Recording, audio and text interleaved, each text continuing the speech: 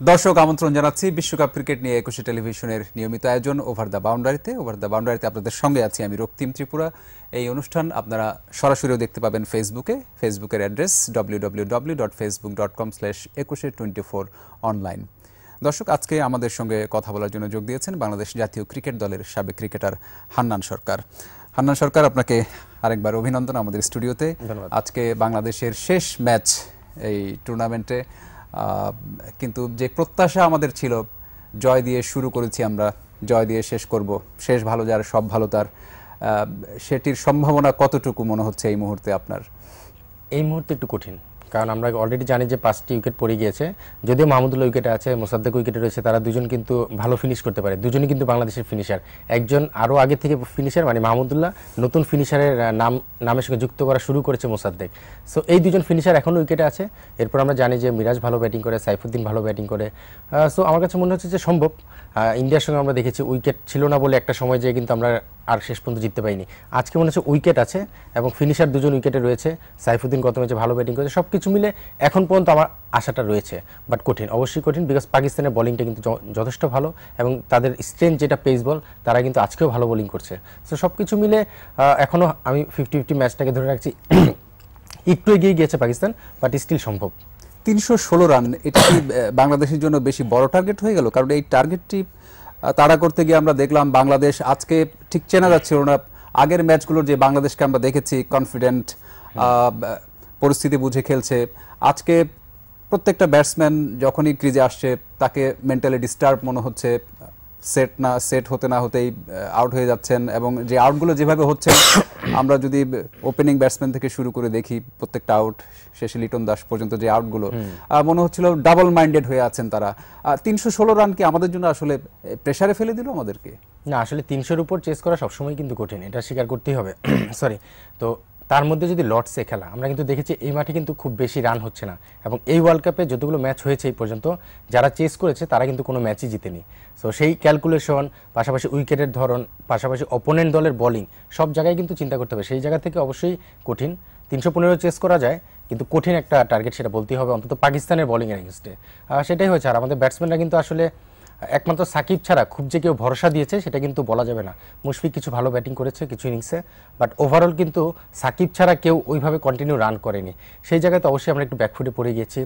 সৌম্য আসলে প্রতিটা ম্যাচে শুরু পাচ্ছে কিন্তু শেষ করতে পারছে না। তামিম পুরো ওয়ার্ল্ড কাপে কিন্তু আসলে তেমন বড় রান করতে পারেনি বা ধারাবাহিক ছিল না। সব কিছু উইকেট পড়ে গিয়েছে, এটাও একটা প্রেশার। আমার কাছে মনে হচ্ছে যে কঠিন না, অসম্ভব না, আসলে কঠিন, বাট সম্ভব অবশ্যই বাংলাদেশ টিমের জন্য।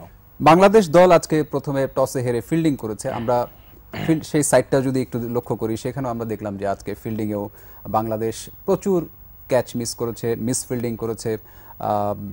হঠাৎ করে এরকম আমরা লক্ষ্য করিনি আগে, কিন্তু আজকের ম্যাচে ব্যাটিংয়ে তো এই মুহূর্তে দেখছি, কিন্তু তার আগে যদি আমরা ওই ফিল্ডিংয়ের সময়টাতে দেখি, সেখানেও বাংলাদেশ বেশ নড়বড়ে ছিল। কারণটা কি আছে?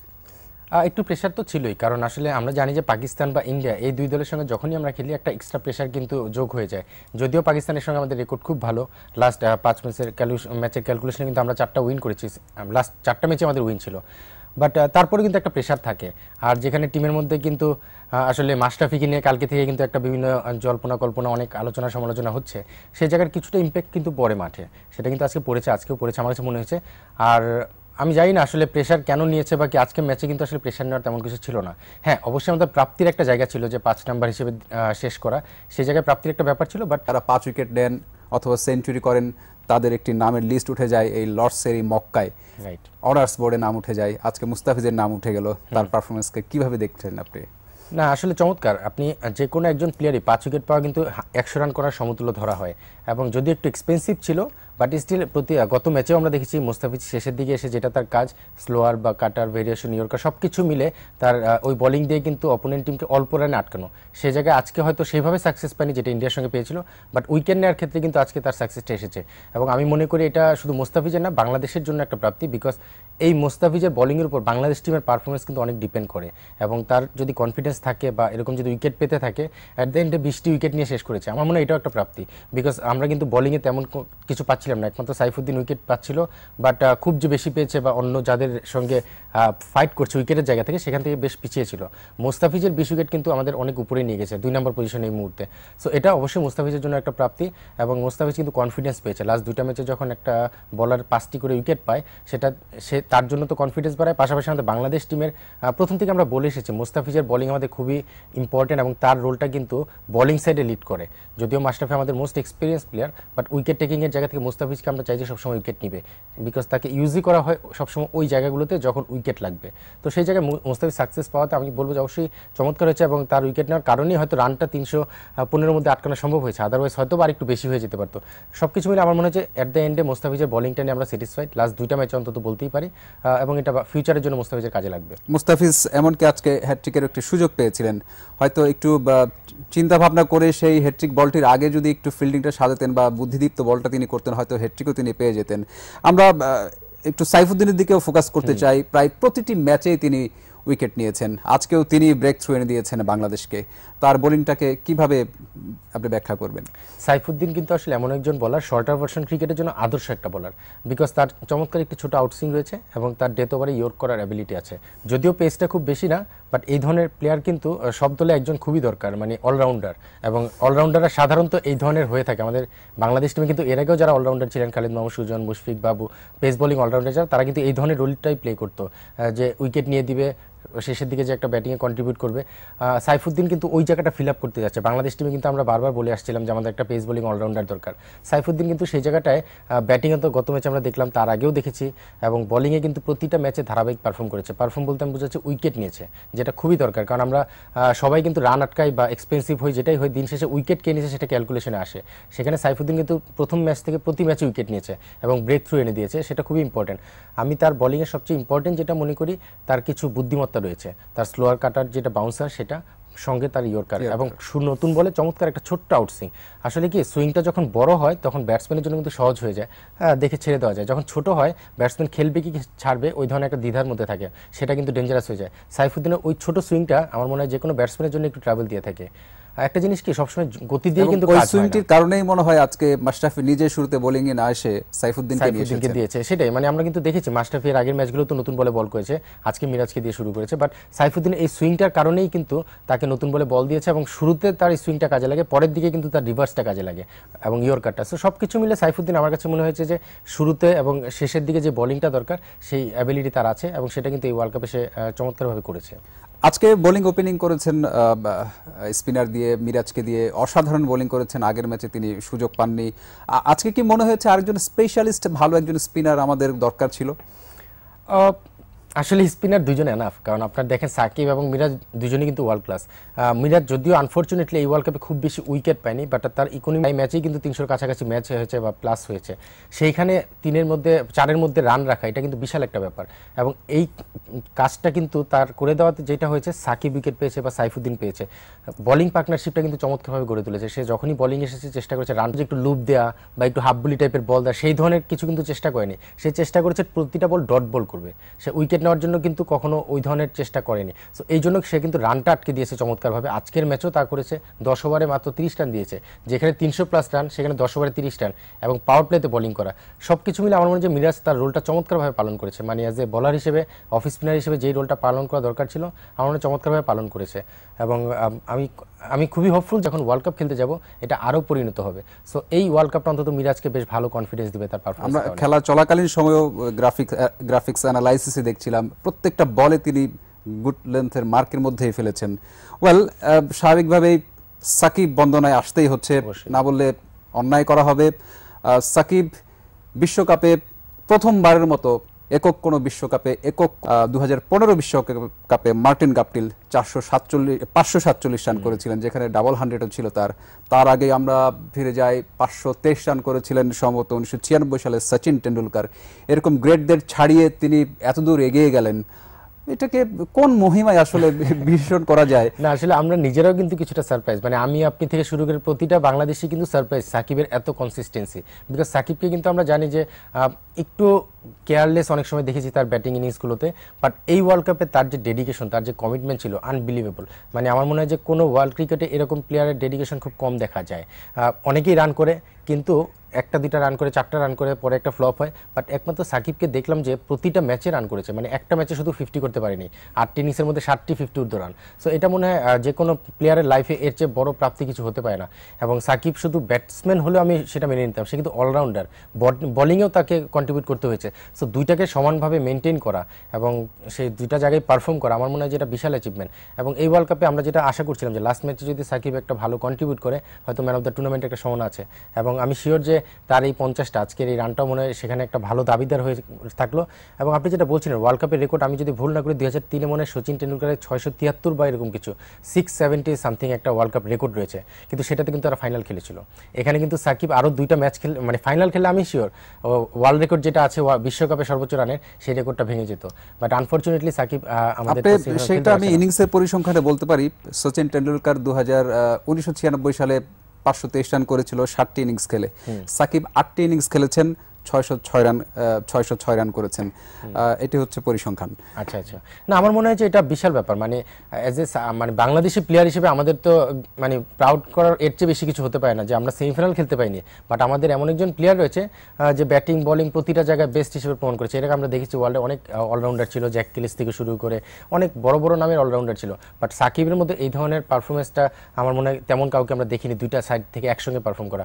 এবং বাংলাদেশের আজকে যে আমরা স্বপ্ন দেখা থেকে শুরু করে যেই জায়গায় পৌঁছেছি পুরোটা কিন্তু সাকিবের জন্যই, এবং এই ওয়ার্ল্ড কাপটা কিন্তু সাকিব সেটা চমৎকারভাবে মানে আমার মনে এক্সপ্রেস করেছে।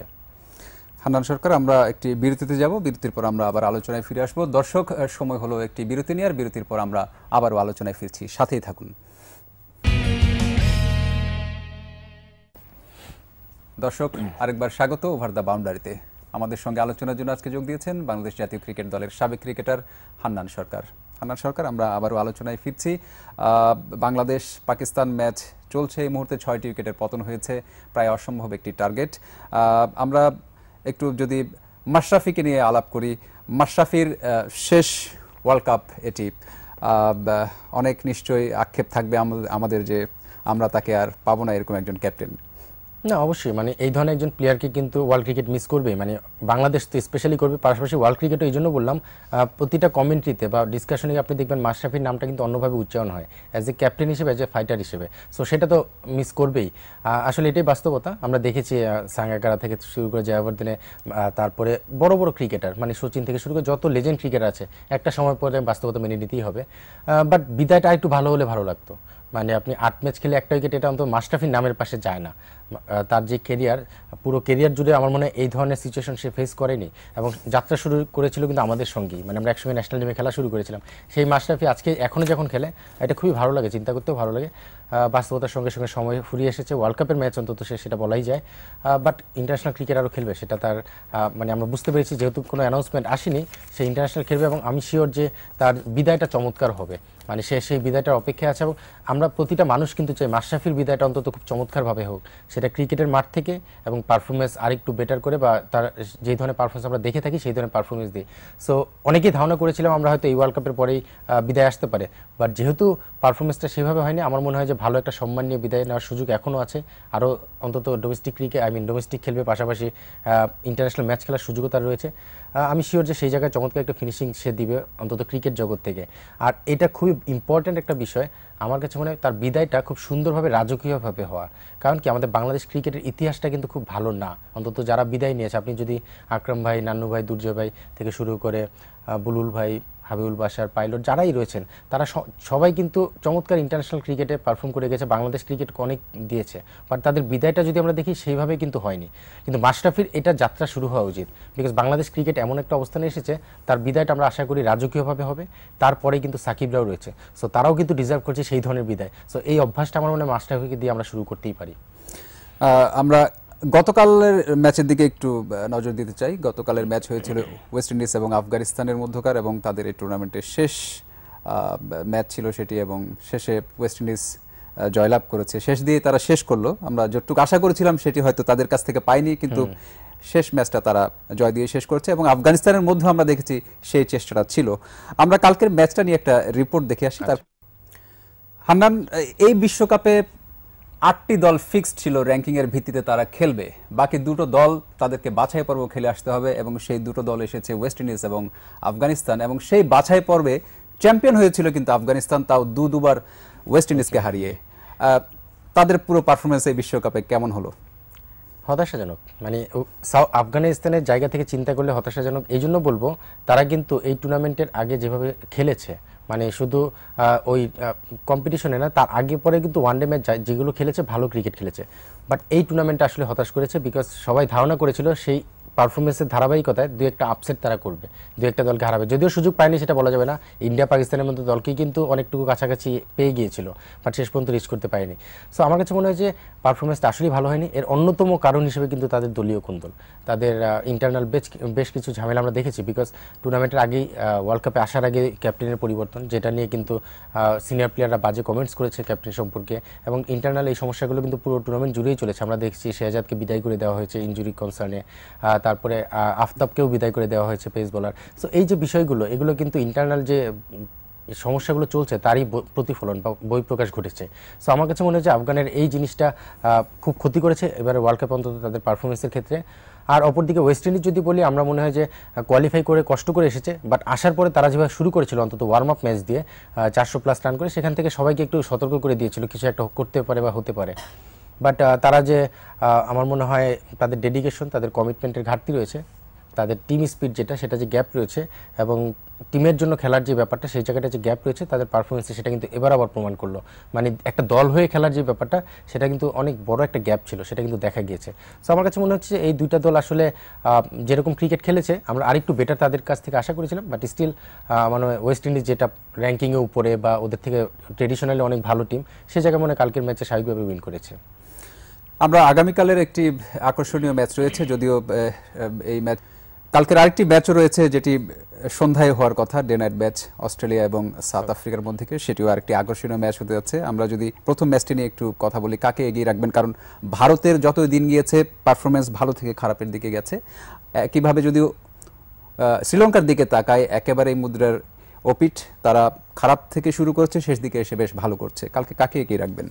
না, এগিয়ে তো ইন্ডিয়াই থাকবে, কারণ আসলে ব্যালেন্স টিম যদি বলি সেটা অবশ্যই ইন্ডিয়া। যদিও তারা ব্যাটিংয়ে কিছুটা স্ট্রাগল করছে, বাট তারা চাইবে কালকের ম্যাচটা, যেহেতু সেমিফাইনাল কনফার্ম করে ফেলেছে, এবং যেই ক্যালকুলেশন দাঁড়াচ্ছে কালকে তারা জিতে গেলে কিন্তু টপে চলে যাবে। যদি আবার অস্ট্রেলিয়া জিতে যায়, অস্ট্রেলিয়া টপে চলে যাবে। সো তারা কালকে জিত দিয়ে শেষ করতে যাবে, জেতা দিয়ে। এবং এই জেতাটা কিন্তু তাদের অন্যরকম কাজে লাগবে। সেটা হলো, অস্ট্রেলিয়া যদি গ্রুপ চ্যাম্পিয়ন হয়, তারা খেলবে নিউজিল্যান্ডের সঙ্গে, আর ইন্ডিয়া খেলবে ইংল্যান্ডের সঙ্গে। সো কালকে তারা চাইবে যে তাদের ওয়ার্ম আপ ম্যাচ, মানে সেমিফাইনাল লাইনআপে পরিবর্তন হয়ে যাবে আমার মনে হয় যে জয় পরাজয়ের ফলে। হ্যাঁ, এটা পরাজয় হতে পারে। মানে এদিকে যদি আপনার ইন্ডিয়া জিতে যায়, আর ওদিকে যদি অস্ট্রেলিয়া হেরে যায়, তাহলে কিন্তু ইন্ডিয়া টপে চলে যেতে পারে, যেটা হবে নিউজিল্যান্ডের সঙ্গে, সেটা তারা অবশ্যই চাইবে। সো তাদের 2টা পয়েন্ট তারা ইনশিওর করে উপরে বসে থাকবে। অস্ট্রেলিয়া যেহেতু পরে খেলছে, অস্ট্রেলিয়া যদি কোনো কারণে সাউথ আফ্রিকার সঙ্গে হেরে যায়, তাহলে কিন্তু ইন্ডিয়া খেলবে নিউজিল্যান্ডের সঙ্গে। সো স্বাভাবিকভাবেই তারা চাইবে যে ইংল্যান্ডের সঙ্গে না খেলে নিউজিল্যান্ডের সঙ্গে খেলার জন্য, কারণ ইংল্যান্ড অনেক ব্যালেন্স টিম, সেটা ধারণা করাই যায় এবং তাদের পারফরমেন্সও বলে। সো আমার মনে হয় যে ইন্ডিয়া কালকে স্বাভাবিকভাবে উইন করবে এবং 2টি পয়েন্ট নিয়ে ওয়েট করবে অস্ট্রেলিয়া যেন হেরে যায়। ভারতের আসলে কালকের স্পটলাইটটা কাদের দিকে থাকবে? কারণ ভারতেই রয়েছে বিশ্বের 1 নম্বর ব্যাটসম্যান, 1 নম্বর বোলার। আমার মনে হয় যে বিরাট কোহলি কিন্তু এখন পর্যন্ত একটা 100 পেন্ডিং রয়েছে, সেটা কালকে চেষ্টা করবে। যদি সুযোগটা আসে, অবশ্যই সে 100 দিয়ে সেটাকে অন্তত সেমিফাইনালের আগে কনফার্ম করার চেষ্টা করবে। আর বুমরা তো বোলিং করেই যাচ্ছে, উইকেট পাচ্ছে, পাশাপাশি চমৎকার বোলিং করছে, সেটা সে ধারাবাহিকভাবে মেনটেন করার চেষ্টা করবে। ধন্যবাদ হান্নান সরকার আমাদের স্টুডিওতে এসে সময় দেওয়ার জন্য। আজকে আমরা শেষ পর্যায়ে চলে এসেছি। দর্শক, আমাদের আলোচনায় এতটুকুই।